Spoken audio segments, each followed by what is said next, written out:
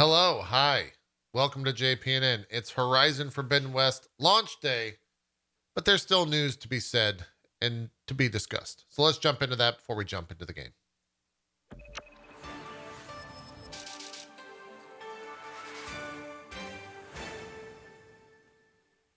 There's not too much news going on, but we do have a bunch of statements. We've got a Ubisoft earnings call, a handful of things. So let's jump into it. Speaking of Horizon Forbidden West, the game director, let's just go with Mathis because I'm going to butcher his name and I don't want to do that. He was talking with a Dutch online newspaper by the name of Who? New? New. Let's go with New. That's probably like no is how you would pronounce that. Who could say? He's commenting on the delay to 2022, which was announced last summer. According to Mathis, the studio's work culture does not tolerate staying at work overtime at the expense of personal life of its employees. That sentence was read like it was really weird. That's great. I don't know. I can't speak English anymore. Quote, that happens very rarely with us. We're aware of the disadvantage of crunching, so we take this into account a lot in our planning, he said. He also goes on to say Forbidden West might have been released at the end of last year, but then we might have had to work overtime. People should also be able to relax and take a vacation and to be with family and friends. That's also played a part in the decision to release the game now. Good. Great. Oh, that's my chat is telling me that new is called now. That's what that stands for. So it's the Dutch online newspaper now. Good stuff out of Horizon Forbidden West devs Guerrilla. Yesterday, the EA developer alums Igor Efremov, Mark Rizzo, Alan Van Slyke announced the launch of their new game studio called Arctic 7. They are headquartered in Austin, Texas. They said it has global development teams and a number of projects slated for this year, as well as an unannounced title. They also said that they, quote, look beyond the perceived confinements of traditional game development and include explorations of creative and technical intersections. So they're going to make some middleware, maybe, is what I'm to glean from that. We'll see. We'll see what comes out of Arctic 7. Congratulations on the new company. Ubisoft said a lot without saying much. It was a weird earnings call here in the Q3 earnings call. They started off emphasizing, quote, Ubisoft assets have never been so strong at a time when the value of assets has never been so high. After the earnings call, the CEO and CFO, Yves Guillemot and Frédéric Duguay, were asked, hopefully I didn't butcher those, they were asked if that meant that it would be a good time to sell. They responded and said, we've always taken our decisions in the interest of our stakeholders, which are our players, employees, and shareholders. So Ubisoft can remain independent. We have the talent, the industrial, and the financial scale, and a large portfolio of powerful IP.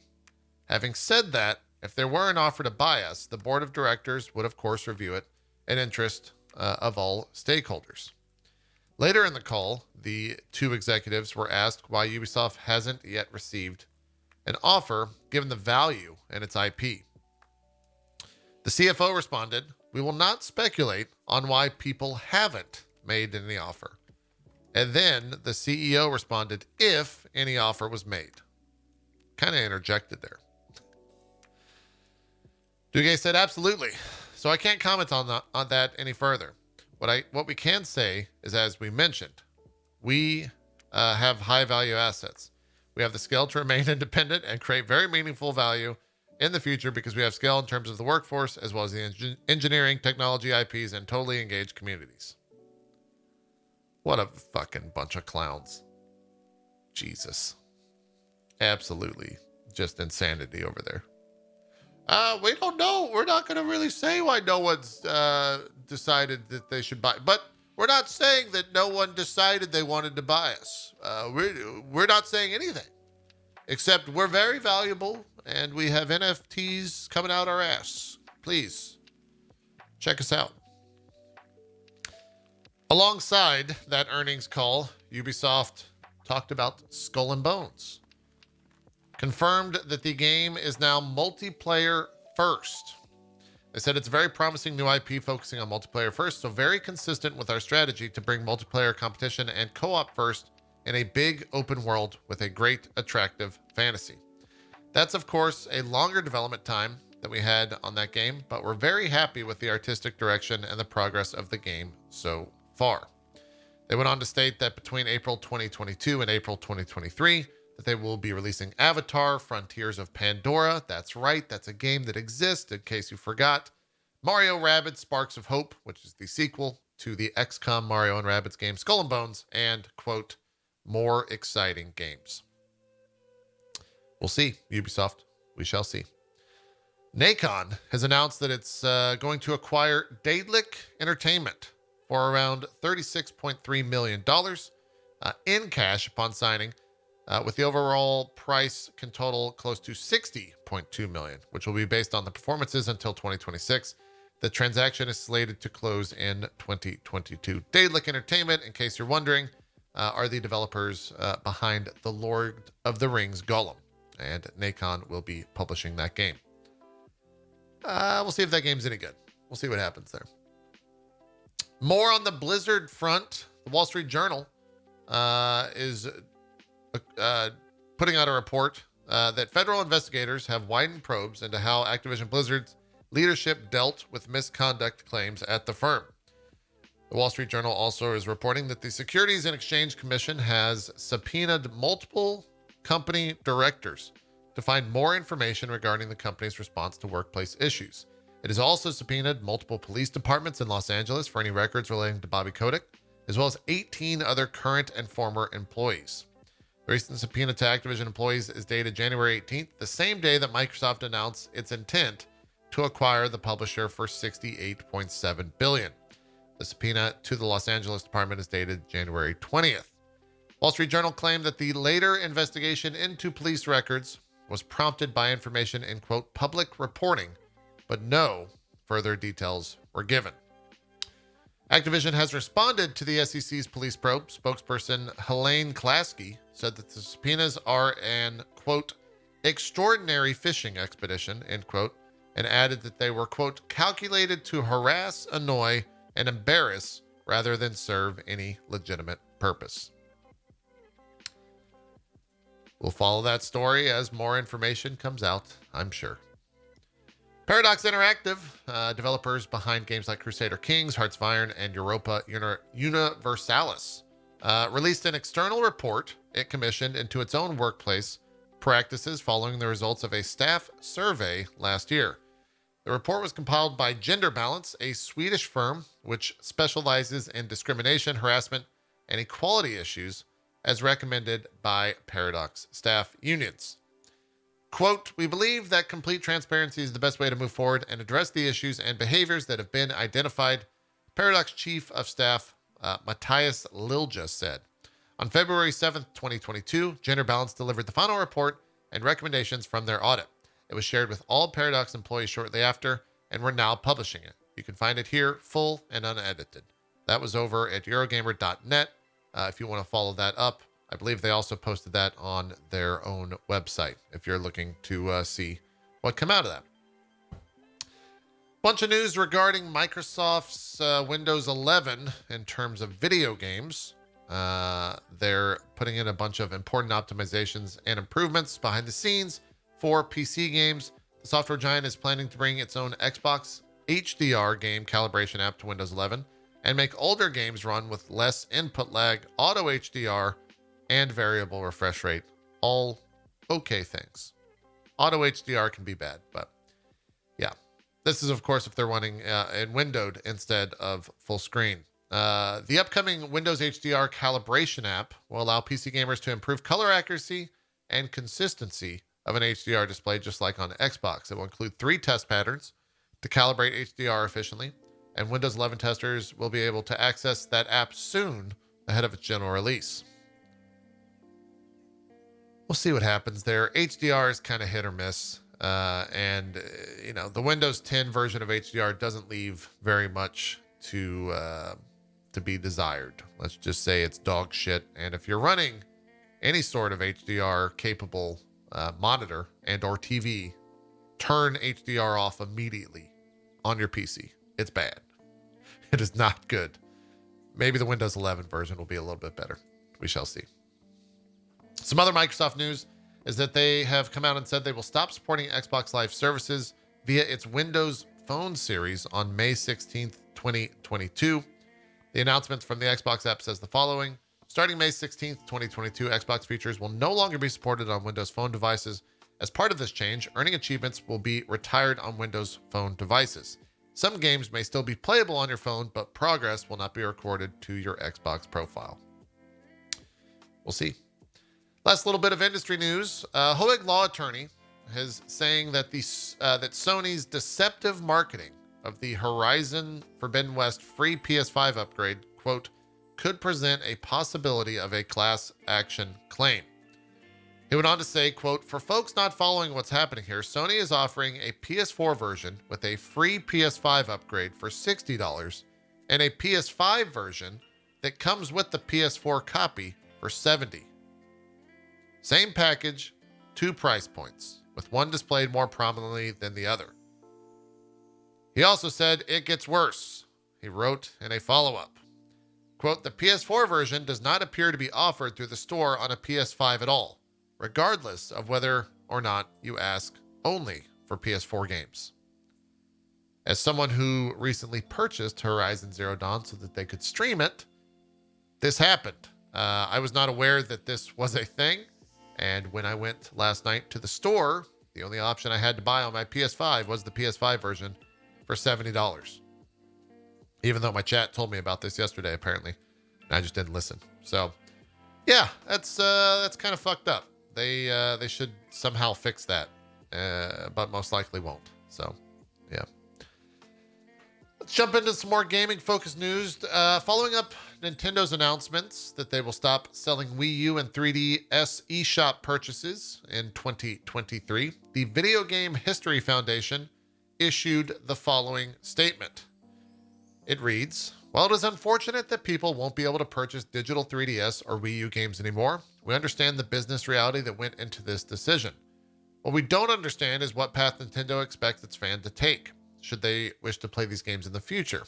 As a paying member of the Entertainment Software Association, Nintendo actively funds lobbying that prevents even libraries from being able to provide legal access to these games. Not providing commercial access is understandable, but preventing institutional work to preserve these titles on top of that is actively destructive to the video game history. We encourage ESA members like Nintendo to rethink their position on this issue and work with existing institutions to find a solution. If you listen closely, do you hear that? That's Nintendo not giving a fuck. That's what that silence was. They don't give a shit. They absolutely do not care whatsoever and will continue doing whatever Nintendo wants to fucking do. Also, in the Nintendo world, the Nintendo Switch Sports play testers are, quote, forbidden from sharing information. On the My Nintendo page where you can pick up a code, the small bullet point is listed under important information. Quote, participants are forbidden from sharing information about the online playtest publicly, including the sharing of screenshots or video footage from the game on social media. Good luck, I guess. I mean, I don't think you're going to find a Twitch streamer streaming that, but you could probably go on Twitter and find videos of it. Like, what is it? Like, so... it's such a Nintendo thing to do. Adding to other games being released on February 25th for some fucking reason, Nintendo is going to be re-releasing The Legend of Zelda Majora's Mask on Nintendo Switch Online, February 25th, aka Elden Ring Day. Good luck. Good luck. Right after Capcom released its own countdown website, Atlas has launched its own countdown website, which ends on February 21st. People are saying it will be a new Soul Hackers, aka Devil Summoner game. We'll have more on that Capcom countdown website towards the end and the rumors, because people are saying it's going to be something pretty cool. Before we get to all that, we have a story or a follow-up story on this decision that EA had about releasing the Sims 4 expansion, My Wedding Story, in Russia. EA has now, quote, reassessed its options and realized it, quote, can do more than it initially believed. They put out a statement on their own website that says, we've been listening to the outpouring of feelings from our community, including both support for our own decision and concern for their fellow community members.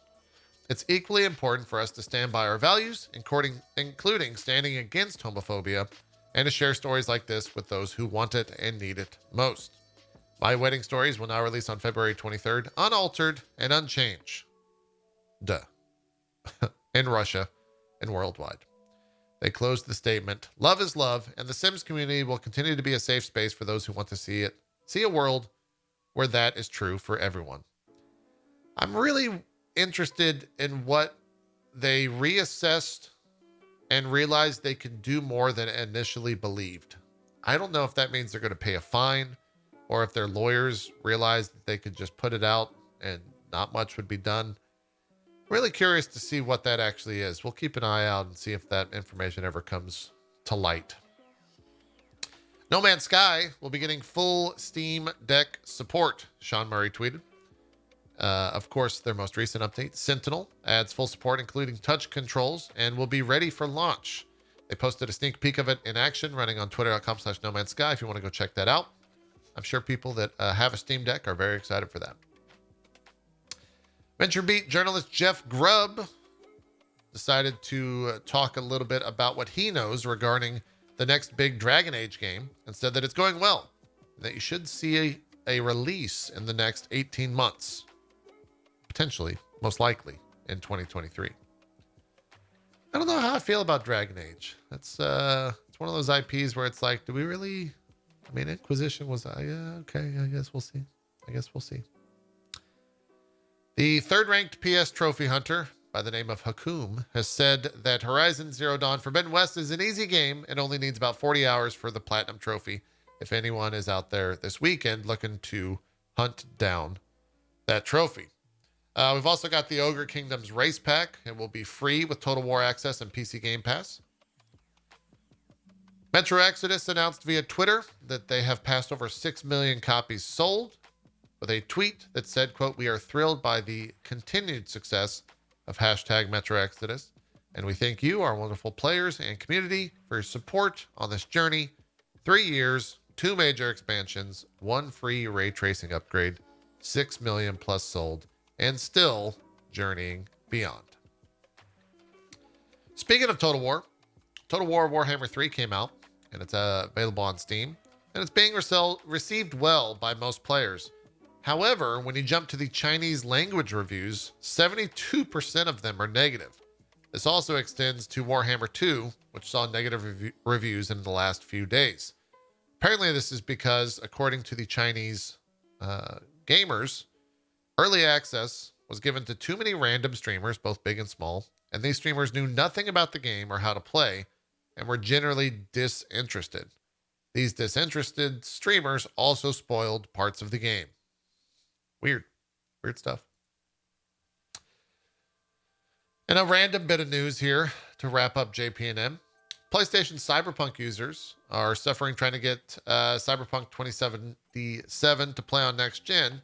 However, Kotaku put out a story as well as a bunch of tweets from folks around the internet saying Cyberpunk 2077 will now send nudes. So to further this story and discuss it a little bit, apparently part of the update is if you romanced Panam in the game, she will send you a DM that says, I'm looking at said image, and no, they are not nude. But the image says, what are you up to? I'm about to step into the shower thinking of you. You can respond and say, feeling dirty, huh? There's room for 2. Or you can respond and say, Panam, I can tell you're bored, winky face. Alternatively, Judy We'll introduce you to your grandmother, or her grandmother, not your grandmother, her grandmother. So, sure, why not? Okay. I guess that's what people want. Finally, in a little bit of a rumor, Jeff Grubb back at it again in his latest Grub Snacks live show over at giantbomb.com. He just flatly said it's Street Fighter 6 when referring to this Capcom countdown that was shown and currently ongoing till next week. He went on to state that while he's willing to be surprised, everyone should absolutely expect Street Fighter 6 to be unveiled. That is chiefly due to the fact that Grubb has been able to confirm the new fighting game from multiple sources. If they announce Street Fighter 6 and that Street Fighter 6 has rollback, could be big, could be huge, could be one of the biggest fighting games in a very, very long time, if that's the case. It will probably already be a pretty big fighting game. I think Street Fighter V hurt the Street Fighter IP just a little bit, but it still sold extremely well. And if they announce an incredible online mode with rollback involved, that's a big deal. That's a big deal. That's going to do it for the news today. Thank you guys for joining us. We'll be back on Monday, maybe with a little bit more Horizon in our lives. Hopefully you guys enjoy that game. We'll also talk about the upcoming releases. It's, of course,